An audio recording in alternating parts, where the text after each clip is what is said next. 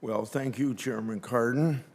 Today, we're here to visit about the urgent need to reform the transplant system and the deadly cost to patients and generous donor families due to decades of inaction. In 2005, I started the investigation of the deadly failures of UNOS and the monopoly tasked with managing the U.S. organ donation system. Since then, more than 200,000 patients have needlessly died on the organ waiting list. There's a reason that I call UNOS the fox guarding the henhouse. For nearly 2 decades, UNOS has concealed serious problems at the nation's organ procurement organization, known as OPOs, instead of working to uncover and correct the corruption. This human tragedy is even more horrific because many of these deaths were preventable. They were the result of corrupt, unaccountable monopoly that operates more like a cartel than a public servant. Our bipartisan investigation, which started when I was chairman of the committee, and I already referred to Chairman Wyden's efforts in this, working with me. We uncovered kidneys lost in airports, technology systems that regularly go down, and the cover-up of patients' death.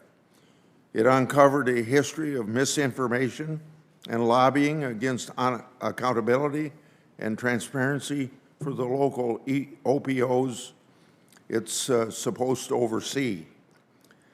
We are also aware of ongoing threats to whistleblowers and patient advocates. Instead of amending its bylaws to protect these brave individuals, UNOS has continued its longstanding practice of intimidation and retaliation. This is unacceptable. Tens of thousands of organs go to waste every year, exploiting generous donor families while organ procurement executives travel on luxury private jets to 5-star resorts. Investigative reporting has revealed anti-competitive behavior designed to block new entities from competitive bidding process for new contracts. Entities that have the technology and skill desperately needed to save our lives. Our nation's organ procurement system is a deadly failure. In recent years, UNOS has attempted to disguise its failures by misrepresenting alleged record increases in organ donations. Unfortunately, these increases are the results of public health tragedies, including opioid epidemic, which has ravaged our rural communities. It's time that we put an end to UNOS attempts to use the nation's drug crisis to juice up its members to try and show the system is working. Simply put, the system is not working. For too long, UNOS has run a system that benefits the executives who run it, collecting taxpayers' funded perks and paychecks.